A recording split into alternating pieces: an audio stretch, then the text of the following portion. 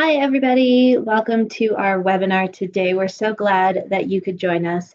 My name is Allison O'Connor, and I'm with the Larimer County Extension Office. I'm joined today by my amazing colleagues here in Larimer County. We have Bailey Schilling, who is our livestock 4-H coordinator and specialist, and we also have Jess Callan, who does agriculture and natural resources.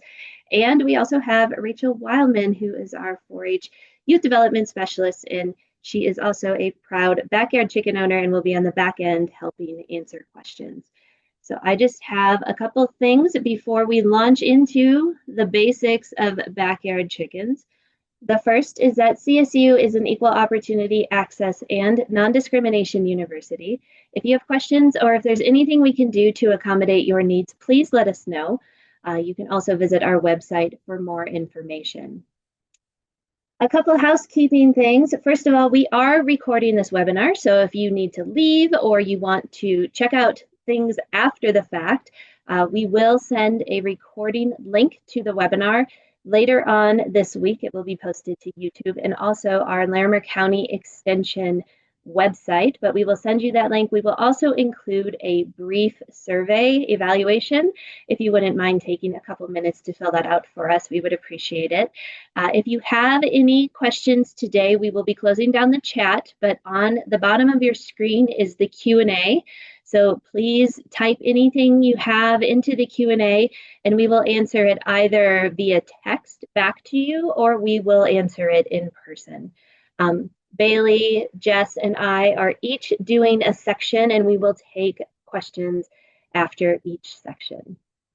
So without further ado, I will stop sharing and Jess can come on and we'll kick things off with permits, licensing, and everything you need to know about that part of chicken ownership. Great. Thank you, Allison. I'm Jess Callan. I'm the Larimer County Ag and Natural Resource Specialist. What that means is that I work a lot with farmers, ranchers, small acreage landowners, helping them with the challenges that they're facing in the county and connect them with resources at CSU, the county, and nonprofit organizations, creating events and programs. So a lot of things, and I'd love to help answer any questions that you have on chickens related to agriculture. And I'm going to just talk a little bit today about land use codes, regulations, and neighbor considerations when you are thinking about chickens. So a really good question is, can I have chickens where I live, especially if you live within the city? Is that something that you can have? And so first thing you want to do is go to your land use code. So Muni Code is a great website where you can find most land use codes. You can use the search tool function and type chicken and you can just jump to the regulation. So let's practice that right now. This is the Fort Collins Muni Code and the Loveland Muni Code. But if you're not in one of these cities, you can look it up for any city that you live in. So for the Fort Collins Muni Code, if you just search chicken in that search bar, you're going to get some results. So you're going to get the definition section down here. So that's where chicken occurs, and they'll talk about what that means, what livestock means, and those kind of definitions. So sometimes in the land use code, instead of saying chicken, they'll say poultry. And so that's another thing to consider. If you look in the search bar and it doesn't come up, you might just want to type poultry instead. So it comes up in section 4, article 117 of the land use code. So if you click that, you'll be able to see the sale of chickens and ducklings and the quantity and the keeping of chickens and ducks. So this is for the city of Fort Collins, and this is what they're saying that you can legally have, depending on your size and your zone. So actually here it says in the zone districts where the keeping of farm animals is not allowed, you can have chickens or ducks. So that means where you usually can't have livestock, you could actually have chickens and ducks. So in Fort Collins, you can have chickens and ducks anywhere. And you can only have 8 chickens if you have a lot that's less than a half acre. If you have a half acre to 1 acre, you can have up to 12 chickens. One thing to keep in mind is the keeping of roosters or male ducks is prohibited. So if you have a neighbor with a noisy rooster, legally, they're not supposed to have that noisy rooster. And so also you can have, if you have more than 12 chickens, then you're going to need to talk to your the properties nearby and get written confirmation that you can have, that they're okay with you having more than 12 chickens. And you're going to have to obtain a permit for more than 12 chickens. And that's only if you have more than an acre in size. So that's where this is the regulation specifically for Fort Collins, and they have other regulations on the size of the poultry house. They have regulations on having access to the outdoors, keeping your chickens inside at night, all of these things. And now it looks a little bit different for different land use codes. So if you're in Loveland, for example, this is what your land use code looks like. And it can be a little less restrictive depending on what city you live in. So right here, so again, if you search chickens, there's a little bit more information.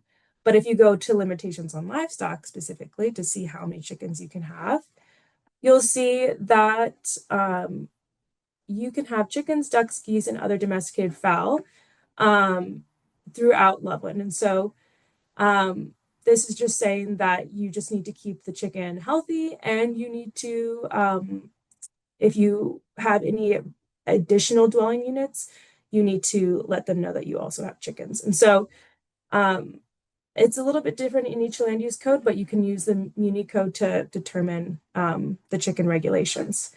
Now, if you're outside of city limits and you're in Larimer County, Larimer County has a very hefty land use code. So I always like to go to the Larimer County website and look specifically at their land use code.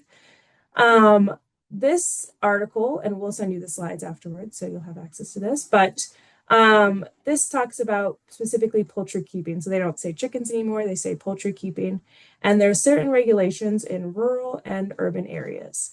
But you can see in rural, for example, you can have up to 50 birds for one acre lot, and it starts getting into on-site processing. So that's when you can start slaughtering the birds and using them for meat if so desired.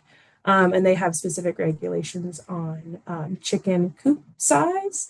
And for urban, it's similar, but just a little bit different.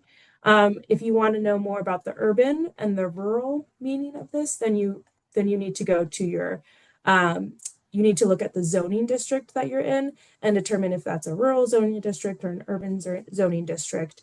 And from there, you'll know if which of these regulations apply to you.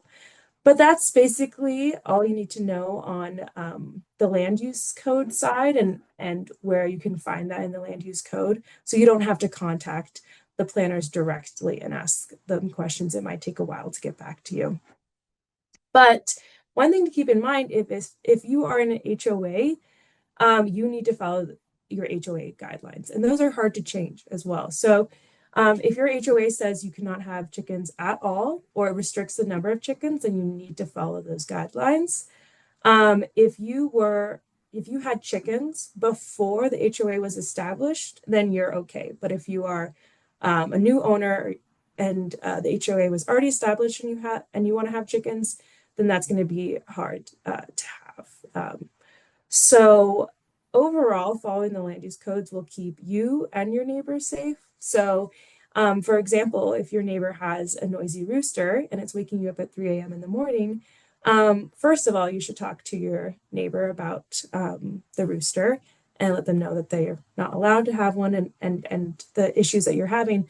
But if that doesn't work, you can go to the city officials and talk about the issue, and they'll be able to do something on your behalf. And the same goes to if you have neighbors that are upset that you have chickens, but legally you are able to have chickens and you're following the land use code, nothing can happen legally to affect your neighbor won't have any ability to restrict your number of chickens or your chickens in general. But overall, it's good to keep your neighbors happy. So give them plenty of eggs and talk with them about the process of you getting chickens, the coop size, all of those things. Those are really good things to consider um, just to make your neighbors happy and to keep everyone on the same page. But that's it for what I have talking about. So we'll go to Bailey and he'll talk a little bit more about chicken health and considerations. We're going to start with some basics on starting with raising birds. That questions you may have or things that you should be able to think about before investing in this project because it's not a small undertaking.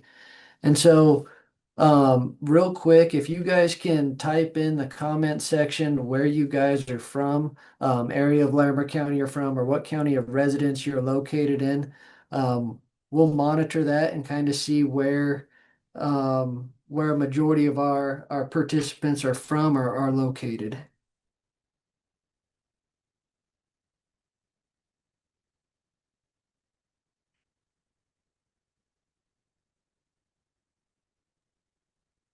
All right, perfect. Well, we'll get started. And one thing that we're going to kind of focus on today is biosecurity. So we're going to talk about different types of biosecurity and factors that we need to think about when we're starting to dive into raising birds and things that we should think about beforehand before purchasing them. And then also we'll talk a little bit about more about pen setup and how you need um, to keep these birds and care for these birds. And then we're going to hear from Allison later about kind of the day in the life of a poultry owner. And so it's important what Jess had mentioned earlier about reviewing your HOA policies and procedures, figuring out what you're allowed to have or any requirements that you may have based off the place that you live. And so what's important to remember when it comes to biosecurity are you're the best protection for your birds right now.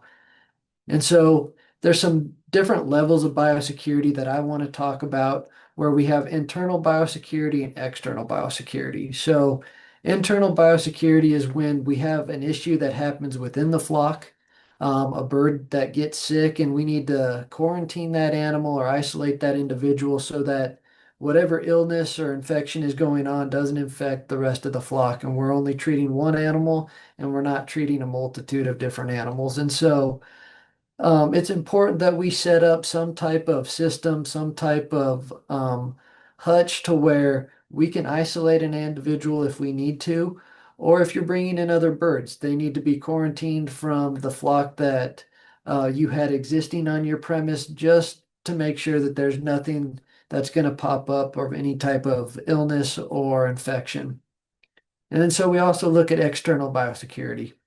And so that's preventing diseases from entering into your flock that are outside your premise. And so that's more important with visitors that you have coming on to look at the chickens. If you are selling any of your birds as meat birds or selling any of the eggs, we'll talk a little bit about how these diseases can be transmitted, and it's as simple as they can be transmitted through someone's shoes or clothing or anything like that. So it's important to have those external biosecurity measures in place to prevent any diseases from entering into your flock that are outside your premise. And so one important thing to also keep in mind is what the recommended isolation period for animals and birds are. And so not all producers follow the recommended isolation period. A majority get to about 14 or 15 days, and if they haven't had an issue with that said bird, then they start to commingle that one with their existing flock. But the recommended amount of isolation period that you have is 30 days. And so it's important to keep that in mind because those birds do need to be kept in a separate location or a separate pen.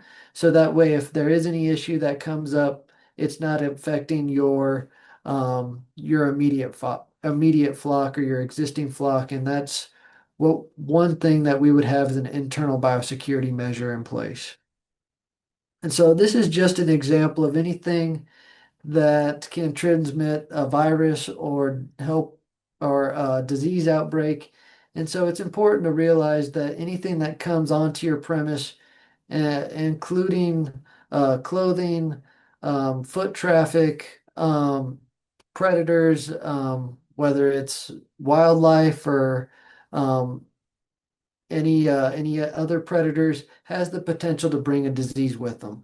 And so it's important to kind of have those things in place to where we mitigate any external factors from affecting the health of your flock.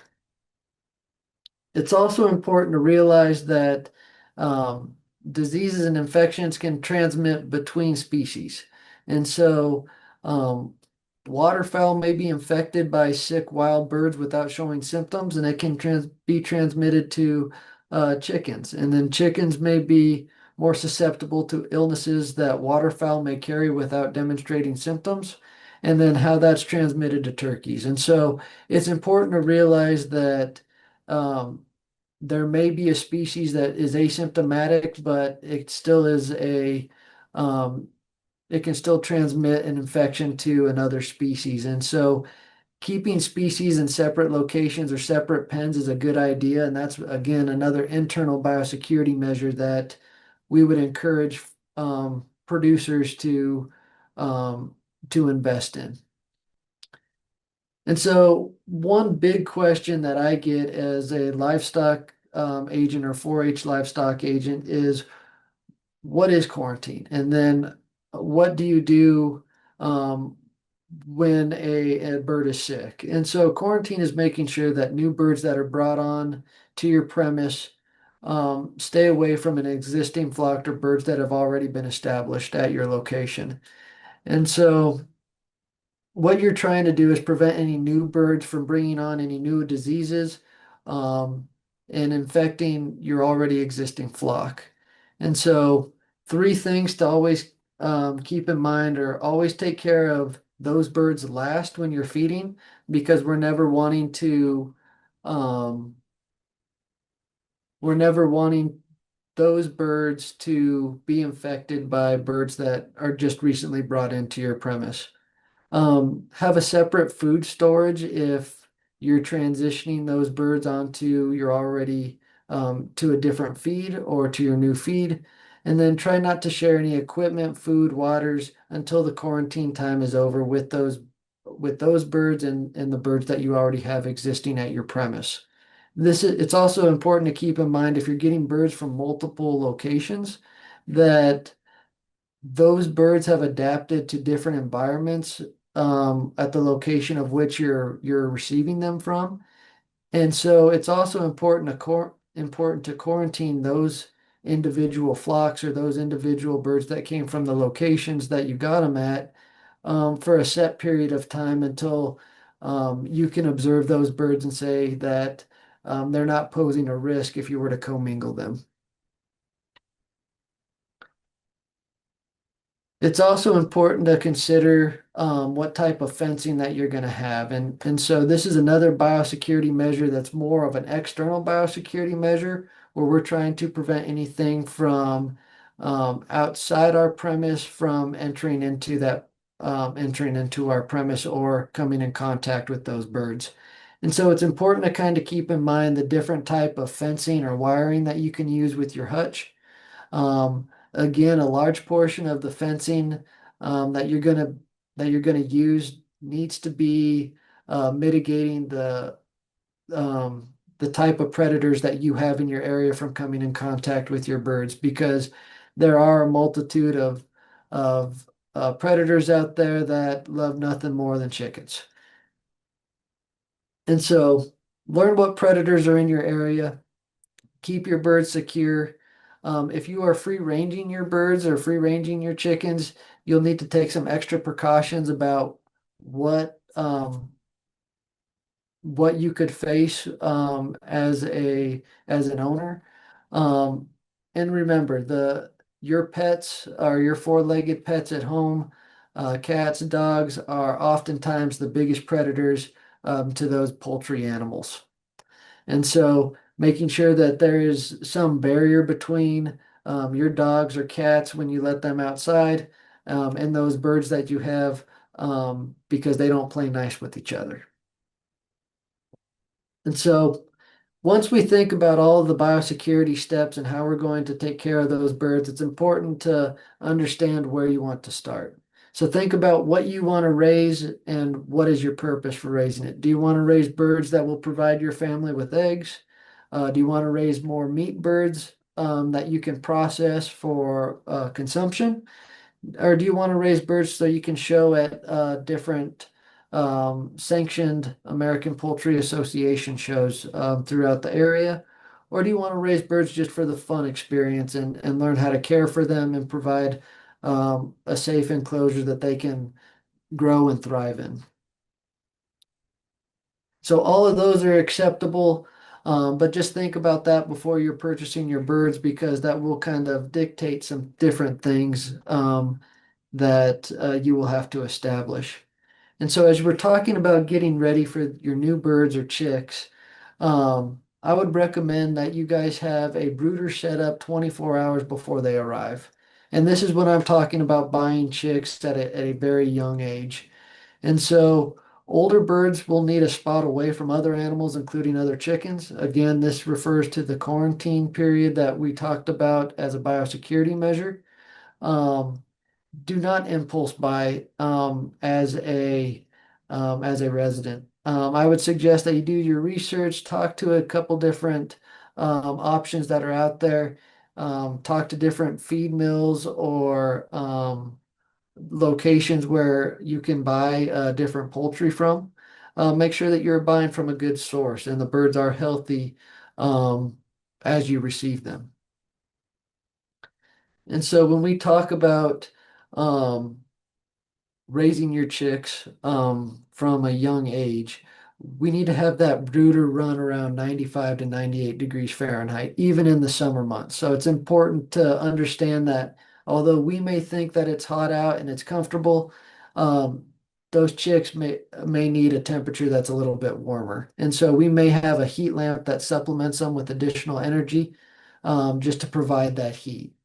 And so each week you can slowly decrease the temperature by about 5 degrees until you reach a 75-degree temperature. Once chicks are fully feathered, they can then regulate their own body temperature. And so I have a picture up there on your screens that kind of shows how those chicks will mingle with each other, whether they're too cold, too hot, whether it's drafty in a certain location of that pen, or whether it's just right. And so you can kind of see in the center there's an orange circle that's the heat lamp. So you can kind of see that they get more dispersed from that heat lamp the hotter that they get or the warmer their body temperature is. And so we want those chicks kind of evenly spread throughout the cage, but not commingled right under the heat lamp um, when they're all spread out. So as we're talking about different equipment and heat lamps, you can see that there's two different types of heat lamps that I have up in the top left of the screen. I think it's important to understand the risks with both heat lamps. Um, the heat lamp on the right with the wire cage, um, those heat lamps are a little cheaper in cost, but they're a little bit more risky to deal with. Those heat lamps have been involved with more barn fires than I can imagine. And it's important to have extra precaution, especially when you have that amount of heat. Make sure that those heat lamps are securely fastened. I prefer the heat lamp that has the plastic casing around it. That's just a little bit more secure. But you will have to invest in a heat lamp if you're getting chicks from a young age.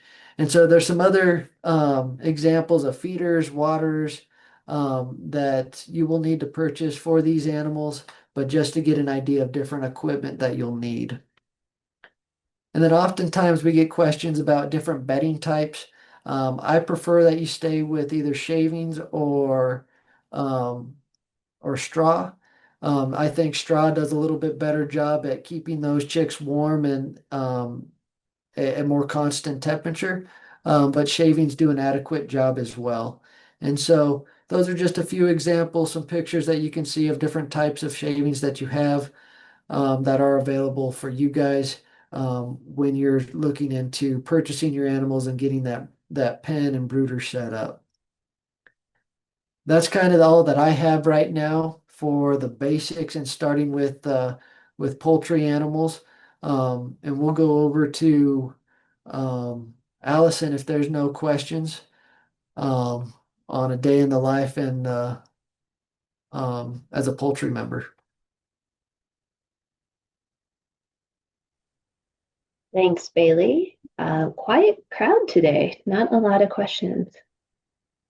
Maybe they'll all come on when it gets real, when we talk about actual chickens. So, hi everybody. I'm Allison.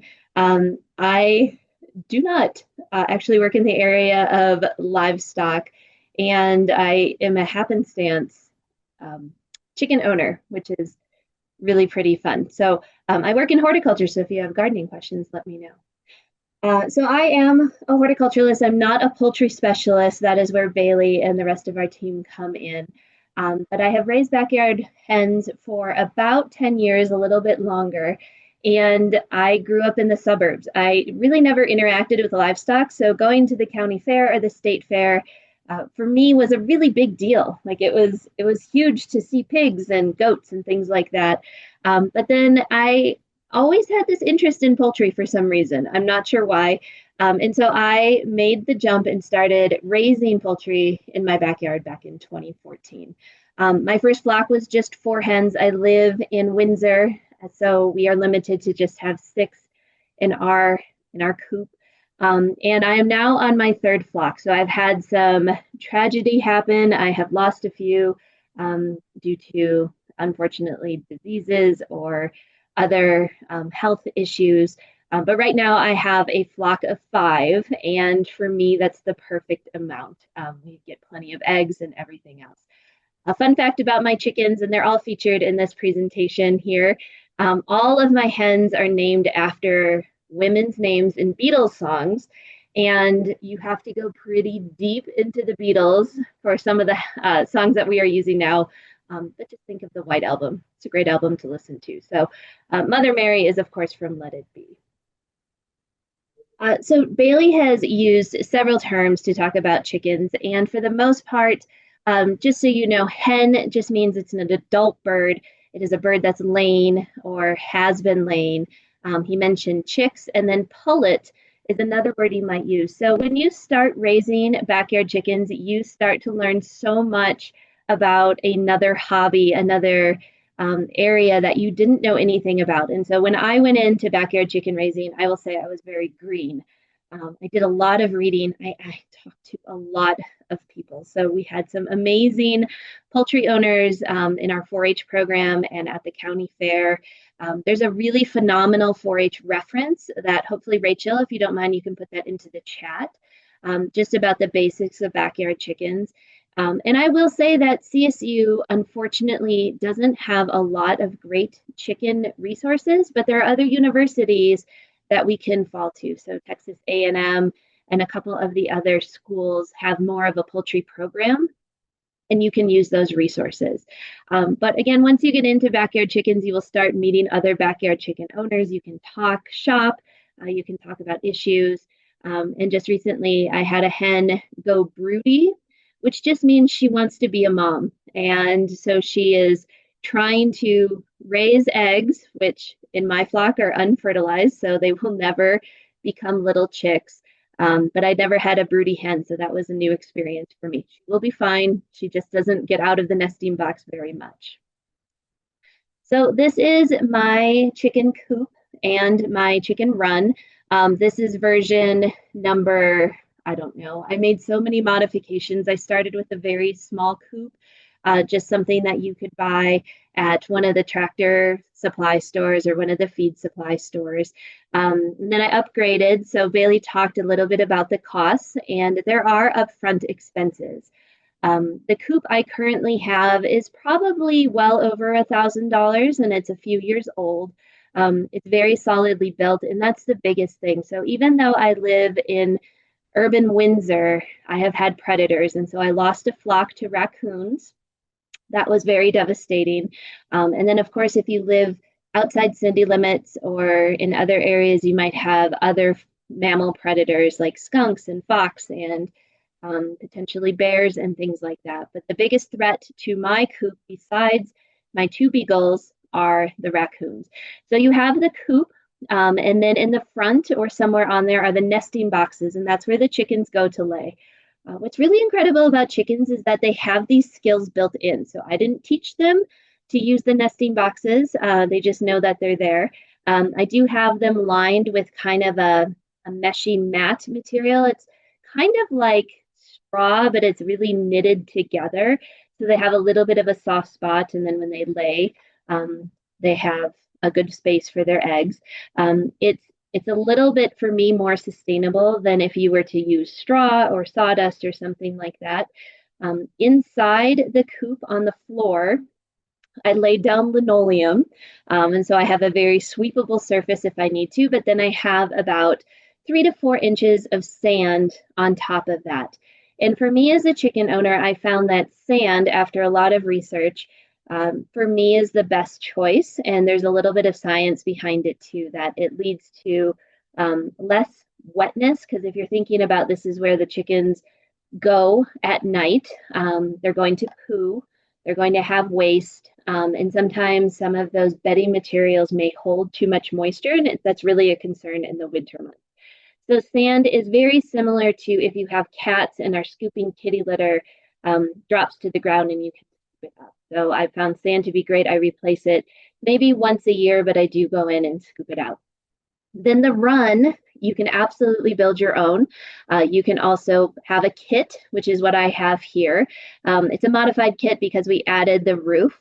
And I just found that my original run was pretty sunny. The chickens did get very hot in the summer months, and they're basically like walking down jackets. So they're hot. They're able to regulate their heat, but they do need areas where it's cooler and in the shade. So the run was something that we have added. Our original run we built ourselves with a lot of lumber, some of the screening and fencing materials that Bailey pointed out. But even now you can see that we have large gaps in our run. And so birds and mice can still get in. And then at the base, all the way around the run, I actually buried some hardware cloth, that like 1/4 inch by 1/4 inch hardware cloth, just to prevent any predator digging of going in. So again, this is a 10, 11-year process of where I'm at to really reinforce things.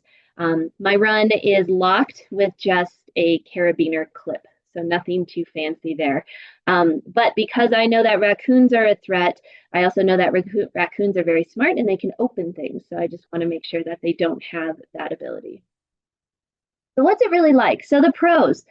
Chickens are fascinating creatures. Yes, you get eggs. That's a huge pro. But for me, it's not actually the number one thing of why I raise chickens. I raise chickens because I think they're entertaining. I think they have the most unique personalities. I love watching them. I love looking out my kitchen window and just seeing them scratch and peck. And I've also found them to be fairly low maintenance. Once you get everything set up, once you make the investments, there's not a lot that you have to do on a daily basis. And it really takes less than probably 10 minutes or so. Chickens, and if you've had dogs, chickens are very treat and food motivated. So there are chickens that can do tricks. I'm sure you've seen the chicken on YouTube that can play the piano. You can train chickens to come to you when you enter the backyard, or if you have them free range outside of the run, you might shake a can of treats and they will come to you. So chickens are just very unique and they're very smart. Plus, I really enjoy just listening to them. They have their little coos and peeps and pecks. I also enjoy when they get really loud because they're laying or there's a predator nearby. So they might see a bird of prey on the fence or a squirrel is annoying them. And so sometimes they do have more of a vocal personality.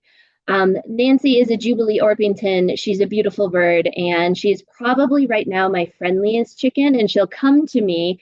And when I enter the backyard, I always say, "Hey, girls," and then they know that it's me and they come running. And I will say too that if you are looking to maybe control those grasshoppers that tend to be bad, chickens do like them, but also know that chickens will also eat other things as well. They will eat your entire garden. They will not just focus on the Japanese beetles or the grasshoppers. The cons with chicken ownership, I think the biggest one is expense. There's a lot of expenses, and I've never calculated how many thousands of dollars that I've put into my flock for eggs. So you do need to weigh those costs. So you have the cost of the coop and the run and the food, veterinary expenses. I am that chicken owner that has brought my chickens to the vet in the past. Some people handle things differently. I just happen to use a veterinarian. And then you also have the cost of the birds themselves. Now, this is very dependent on the breeds that you're deciding to use. Really kind of run-of-the-mill stock breeds are not going to be that expensive, but if you want fancy breeds that you plan to show, you can get very expensive birds. Even a chick, I spent $45 on a chick. She was a beautiful bird. I loved her, but that was a big expense for a chick that is in a very vulnerable stage when they first come to you and they're a couple days old. The other thing too is that chickens, as they mature, they really don't start laying until they're about 6 months old. So 18 weeks is the average. So you might start to get eggs, and then they're very, very productive for about 2 years, maybe into 3 years, depending on the breed. After that, their laying production really declines. And so as a backyard chicken owner, you make the decision that this is now a pet. And yes, I'll get occasional eggs, but I'm not going to have the 4 to 5, 6 a week that I would when she was younger. You're going to have poop. Every animal is going to poo. Chickens are no exception. So poo is something you deal with, and unfortunately, mice. I have not talked to another chicken owner that doesn't have a mice issue. You just have food out there. Mice take advantage, and I've had to do a couple of major mice collections, we'll just call it, as a chicken owner. So sometimes you'll get snakes. Snakes they go after the mice, obviously, but they also can go after eggs and things like that. So just know that you're going to have external things that you may not want to deal with. Chickens, like dogs, like cats, like any other animal, do need care 365. You'll need to find someone who can help maintain your birds and your flock if you go on vacation. And there's some people that are not comfortable doing chicken care. So make sure that you also have that person lined up. And I will say the pecking order within your own flock, it's a real thing. I'm sure you've heard of that. It can be very upsetting. You might have birds that get picked on, especially if you have older birds living with younger birds. Sometimes breeds don't get along. It's a very high school clique almost in the pecking order. So, and things will shift. So you might have a bird that you know is kind of the queen bee, but she may change. Something may happen to her. So the pecking order can cause some things that may not be that are hard to deal with and hard to see. So I've actually had to remove birds from my flock and rehome them just because of they were aggressive to my other hens. The big question is, do you need a rooster? Just talked about roosters. You do not need a rooster. So chickens are going to lay eggs regardless if you have a rooster or not. Now, there's a lot of debate out there that fertilized versus unfertilized eggs, and do fertilized eggs taste better? That is up to you. That's a personal decision. But just know that if you have all girls, all hens, they are still going to lay eggs, and you don't need a rooster. If you're outside of city limits and you are facing some of the predators that you wouldn't necessarily face in town, or you have the space, then a rooster can become a protector of your flock. They tend to be very protective of their girls, but in town, having a rooster, it's too loud. They crow all the time. There's a rooster in my neighborhood, and I hear him often. And the ovulation cycle of chickens is about every 26 hours. Some of the breeds may lay less than that, but basically it's about an egg a day when they are in their prime production. So this was the original 4, my OG chickens, and they were lovely. Really enjoyed them. So looking at backyard breeds, this is where I would really encourage you to do research. So first of all, if you have kids in your life who are going to be working with your chickens or helping maintain them, it is really important to have docile, friendly breeds. And some chicken breeds are going to be more friendly than others. The other thing is if you are having backyard hens in Colorado, we get really cold winters and we get pretty hot summers. So you need to have birds that can adjust to the heat and the cold accordingly. There's a lot of breeds that come from England that are able to adjust. But if you were living in Arizona and were raising hens, you might have a different selection of hens that you would use. So look at breed selection. The nice docile birds are really good. When I started, I had some ideas. I actually went to a local poultry shop and talked to them and talked to the experts about best backyard breeds. There are some also chickens that are louder than others. And if you have neighbors that are not the most keen on you having chickens, it is good to have birds that are a little bit more quiet as well. When it comes to egg production, you might be all about the eggs. Maybe you have a part-time baking business on the side and you plan to make your bakes with eggs from your backyard.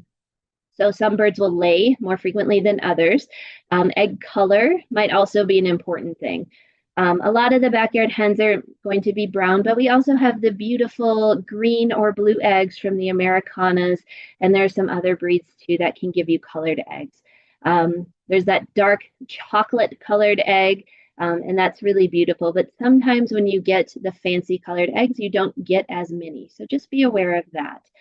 So just a few breeds. This was Madonna. She was a golden lace Wyandotte. The Wyandottes are a beautiful backyard breed. They are big birds. Their eggs are also large. So that's another thing too to consider when you go to the grocery store. You can buy medium eggs, large size eggs, or extra size, extra large. So be aware of that. If you want silkies, the little guys, they're going to have small eggs. So maybe better for fresh eating as opposed for baking. Orpingtons are another wonderful breed, lots of different colors of Orpingtons. And since I've had a few birds in my life, I have really found that the Orpingtons and the Wyandottes, and I have now Brahmas who have the feathered feet, are just really nice backyard hens. They're quiet, they're docile, they're kind to each other. Again, that pecking order thing. And they're just really hardy breeds for Colorado and for this area. But there's a lot of other options. This is where it's pretty fun to get together with your family and decide what you want your chickens to look like. Bailey mentioned what you need to do if you're raising chicks. You don't have to raise chicks. There are people who will sell pullets, and those are just more mature birds, but they're not quite at the laying stage. And there are also people who will sell hens. Raising chicks is something you should really seriously consider when you get into it because chicks are very fragile. They do need that constant heat and they need specialized equipment as well. So really think about it. I know it's really easy to go to a farm supply store in the spring and you hear the peep, peep, peep, and you want to bring them home and cuddle. But just know that raising chicks is another component. And you do need to really keep them inside or in a very temperature regulated place for about 6 weeks until they go out. So also, if you're looking to incorporate chickens as a spring flock, make sure that you're thinking about what will the weather be like in 8 weeks? Is it still the middle of March or April where things are cold? But the birds need to be fully feathered. And remember, they're very young and still very vulnerable compared to a mature bird. Also, if you're chick shopping, just be aware that straight run chicks are not sexed. If you buy from a poultry breeder, generally you're going to get a female. It is hard to sex a chick, I will tell you that. But just also know that straight runs are not sexed, and so you have a 50-50 chance of getting a rooster. And just like your adult hens, your roosters don't start to show their mature colors until about 6 months of age, and then you need to make a decision as to where they may go. If you go with pullets or young hens, you can get these. So there are Facebook groups, there are sometimes 4-Hers, there are sometimes other individuals who have pullets, or there are also individuals who will raise your chicks for you, which is also a relief. So kind of like when you get a new dog and you send them away to canine camp, there are individuals who will raise them for you. So Also, one thing is that if you are getting hens, it is good to consider getting hens that are relatively the same age and relatively the same size. So if you have an existing flock but you're introducing new chickens into it, there is going to be a period of adjustment. They have to reestablish the pecking order, and it can get a little hairy. Also, birds of different sizes, they need some time to get used to each other. That said, you could raise silkies with bigger birds as chicks, and they are then used to each other too. But just know that there are some nuances, and this is where some of the literature and information can be really helpful to you. So just a few daily chicken chores. Fresh water is a must. You have to provide fresh water year round, even in the winter. For ducks, which we're not talking about, even more important.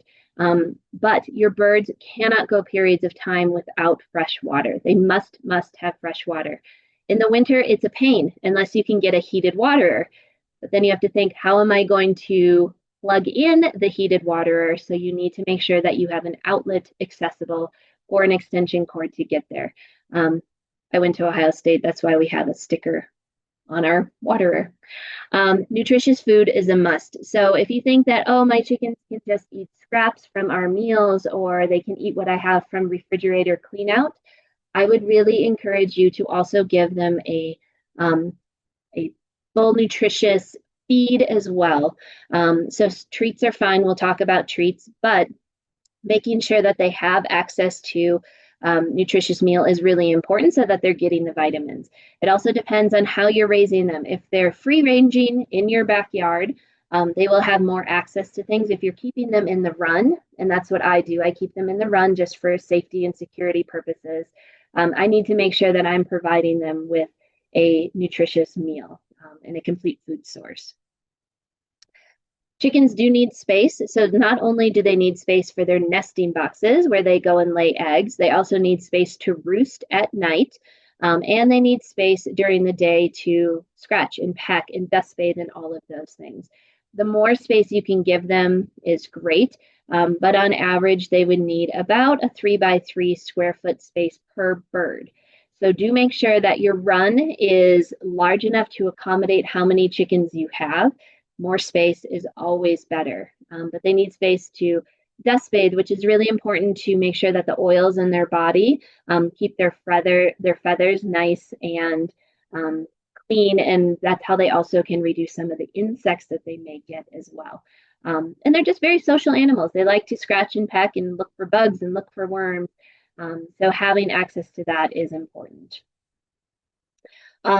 With poo, you got to do it. You got to monitor it. Poo is a good way to look for any issues that your birds might be having. Scooping it on a regular basis. So this is the inside of my coop. I gave them, this is not necessary, but I gave them little privacy screens with some fabric as they lay, completely optional. I just thought it was cute. But then also you can see the sand base that I have in the coop. And again, scooping it is very easy. And I actually use a cat litter scoop to scoop the poo and then dispose of it twice a week, maybe, or so.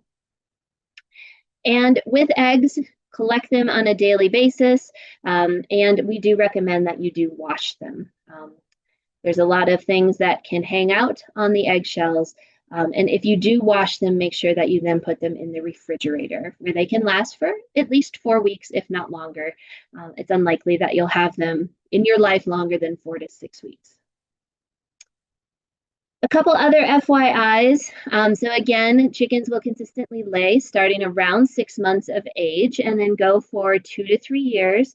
They will lay inconsistently for several years. So I had some older birds. I think some of my original birds lived to be 7 or 8 years old. We would get an occasional egg from them, but it obviously is not as much as when they're younger.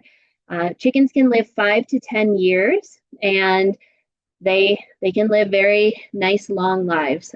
They do get diseases like cancer and organ failure and things like that. So those are things you need to monitor for. And having a veterinarian accessible is a big thing. Don't wait until there's a problem to try to find a veterinarian, because poultry veterinarians are sometimes a little bit harder to find. In the winter, Heating generally isn't necessary, especially if you have a solidly built coop, but when they go in at night. Some people do provide supplemental light, some people provide supplemental heat. But remember, these feathers, it's basically a walking down jacket. So just like in the summer when they puff up, and that's a way to cool their bodies, they do the same thing in the winter. They puff up their feathers to trap the heat on their bodies as well. I would say that probably summer temperatures are more detrimental to overall chicken health.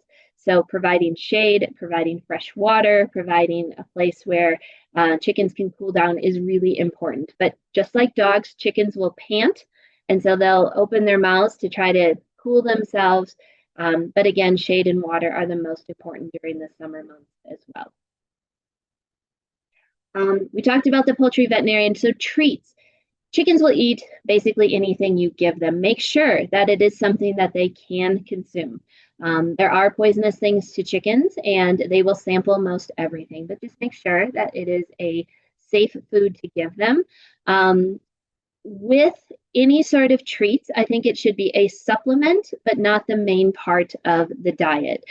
So just like cat and dog treats, make sure you're giving them in sparing amounts, but then providing a nutritious food source that they can do. But giving them occasional bread or leftover rice or noodles, those are all fine.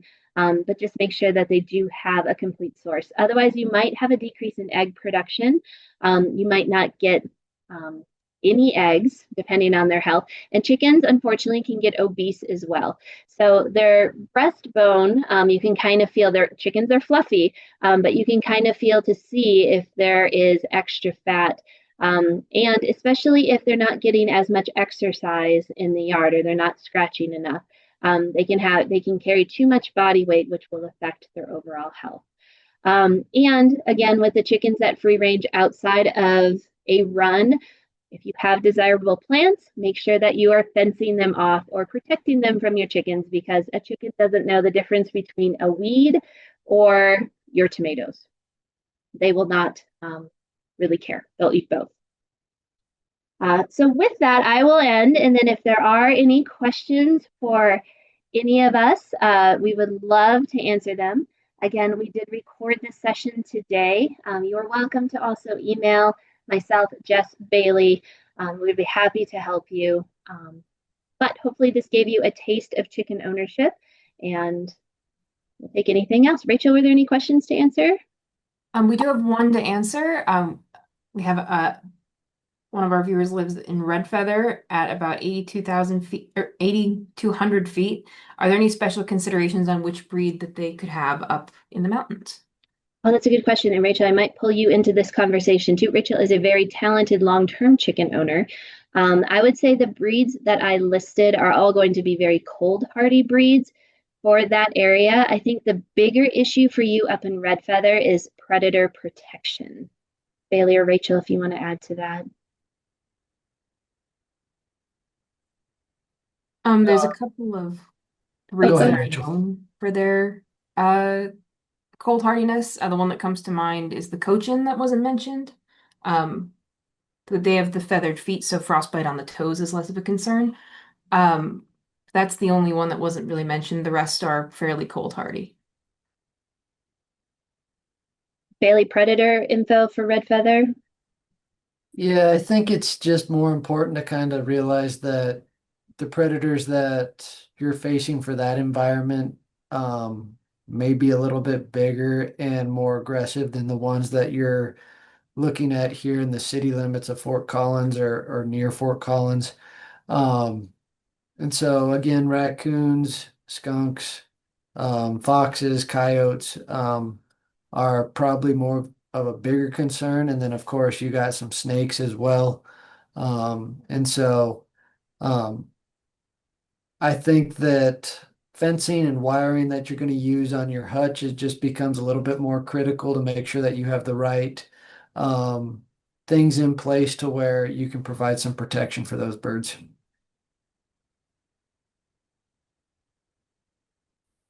Perfect. And then I do see a question about any sort of round material in the run itself.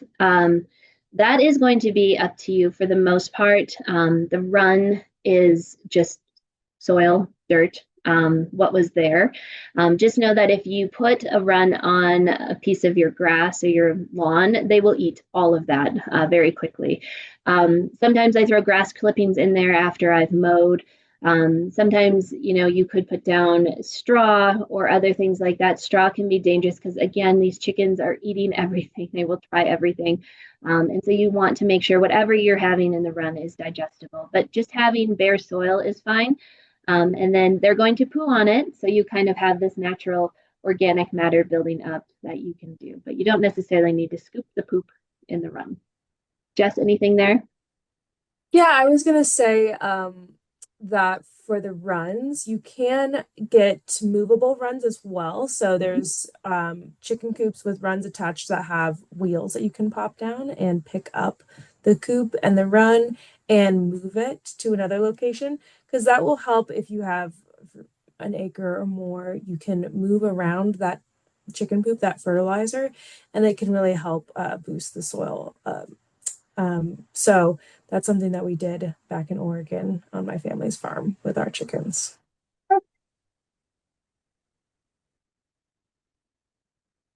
Okay. Well, I don't see other questions. Again, reach out if you have any. Hopefully you can find some good resources, and just know that there are excellent chicken owners who can help you through this process if it's a new endeavor for you.